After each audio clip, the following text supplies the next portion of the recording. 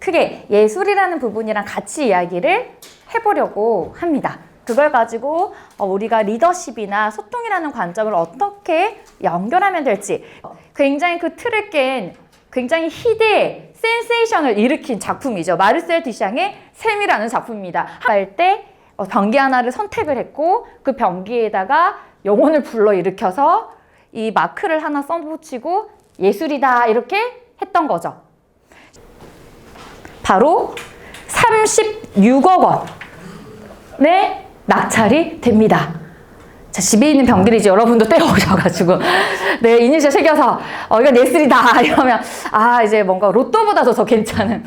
마르셀 듀샹은 이렇게 이야기를 합니다. 사람은 죽게 마련이다. 작품 역시 그렇다. 충격을 주지 않는 작품은 그만한 가치가 없다. 왜 처음에 이 작품이 나왔을 때 사람들이 인정을 안 해줬을까요?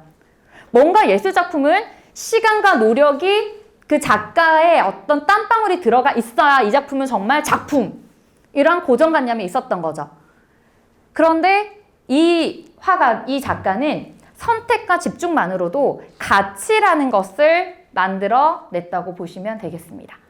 우리가 일을 할 때도 무조건 시간과 노력을 많이 한다고 해서 결과치가 좋은 건 아니잖아요. 좋은 선택을 하고 거기에 어떤 가치를 부여하느냐에 따라서 굉장히 그 작품의 결과와 가치도 달라지지 않나 싶습니다.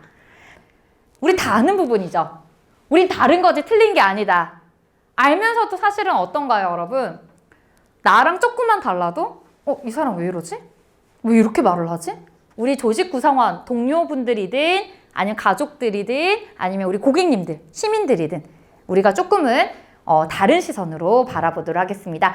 지금 이 순간 불필요한 말과 행동으로 채워지는 걸 좀 못 견뎌하세요. 내가 내 중심으로 생각했을 때.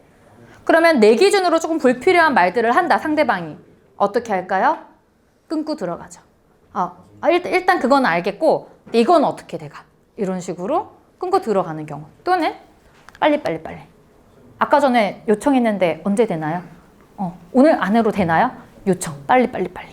이러한 것들로 드러나요. 이분들이 자주 하는 단골 멘트 중에 하나가 화 풀어. 그래도 내가 뒤끝은 없잖아. 뒤끝은 없어요. 우리에겐 남은 건 상처일 뿐. 예스 앤드 화법이에요. 무슨 화법? 예스 앤드 화법. 예스의 의미는 뭘까요? 긍정, 인정과 이해입니다.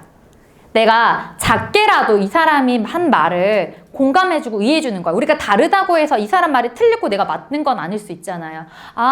그렇게 생각할 수도 있겠네요. 라는 말 한마디예요. 또는 이 부분은 제가 같은 공감을 느껴요. 라던가. 그게 예스예요. 그 말을 하고 안 하고의 차이는 굉장히 커요. 그래서 그럴 수도 있겠네요. 그렇게 생각하실 수도 있겠네요. 라는 예스. 그리고 중요한 게 바로 and입니다. and. 왜 중요한 게 and냐면 우리는 말을 하다 보면 다른 의견을 주고받을 때 벗을 참 많이 얘기하죠. 다시 말하면 앞에 아무리 주저주저 얘기해도 그러나 이거잖아 라고 한다면 이게 약간 상하관계처럼 느껴진다라는 거죠. 우리가 다른 의견을 주고받을 때도 근데 이거는 이래야 되지 않을까 하면 앞에 아무리 얘기를 해도 이것보다 이게 더 좋아 라는 느낌을 줄 수 있다라는 거죠. 그 다음에 여기 what 있습니다. what. 결과부터 말하는 걸 좋아하세요. 앞에서 저 같은 사교형이 블라블라 막 얘기를 해요. 그럼 주도형분들은 답답해하죠. 그러니까 갈 거야 말 거야. 할 거야 말 거야. 돼 안 돼? 결과부터 말해. 그래서 네가 하고자 하는 말이 뭔데? 이렇게 나오는 거죠. 그래서 이분들한테는 결과부터 말하는 습관 가져주시면 훨씬 더 좋습니다. 이 사교형들은요. 과거가 좀 중요한 사람들이에요. 다시 말하면 추억을 먹고 사는 사람들. 그리고 이 사람들은 추억이 중요하다 보니까 내 경험 얘기하는 걸 좋아해요. 그래서 이런 분들 있을 거예요. 안물안궁. 안 물었고 안 궁금한데 알아서 말하는 사람들 있잖아요. 내가 이번 주말에 이거 했는데 이러면서 막 알아서 막 했던 말 또 하고.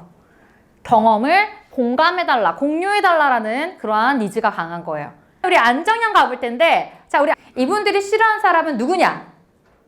눈치 없이 말 많고 눈치 없이 큰 소리 내는 사람. 누구야?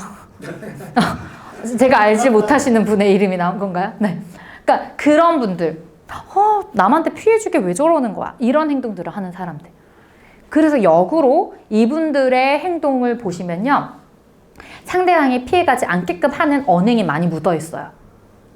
목소리가 좀 큰 편일까요? 작은 편일까요? 조곤조곤하게 얘기를 하세요. 있잖아요. 이렇게 안 해요. 저기 있잖아. 약간 이렇게 조곤조곤. 괜찮으시면 이런 거 있죠. 혹시 상대방을 먼저 상태 확인하고 본인이 하고자 하는 말.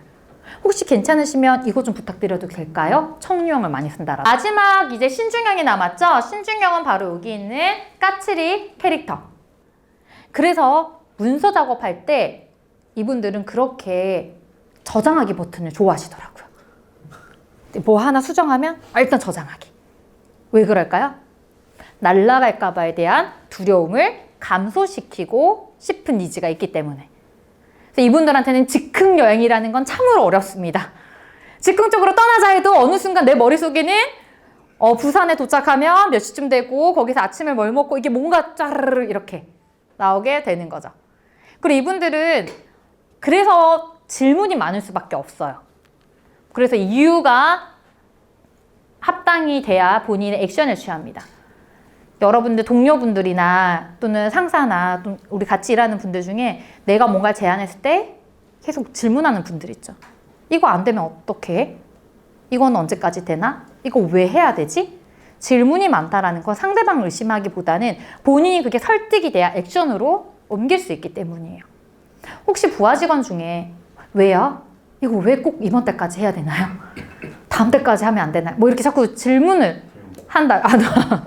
그렇게 계속 질문을 한다면 이 사람이 나를 의심해서 자꾸 이렇게 질문 하나가 아니라 어떻게? 본인이 그거에 대해서 합득이 돼야지 액션으로 옮길 수 있는 친구구나 라는 시선으로 바라봐 주시면 좋겠습니다. 오늘 이 시간 통해서 여러분들도 우리가 예술이라는 장르를 가지고 또 관점, 또 소통이라는 방법을 좀 알아봤습니다. 그래서 정리를 하자면 우리가 기존에 갖고 있던 익숙함의 틀을 한번 깨보시고요. 그 깨보는 순간 내가 알지 못했던 새로운 길들, 해결책이 보일 수도 있다. 그리고 그게 나한테 적용도 되지만 내가 누군가에게 좋은 조력자가 돼서 그런 변화의 길로 인도를 할 수 있는 그런 사람이 돼보는 것도 좋지 않을까. 마지막으로 소통을 잘하기 위해서는 좋은 커뮤니케이션 도구를 사용하자. 지금까지 남지윤 강사였습니다. 감사합니다.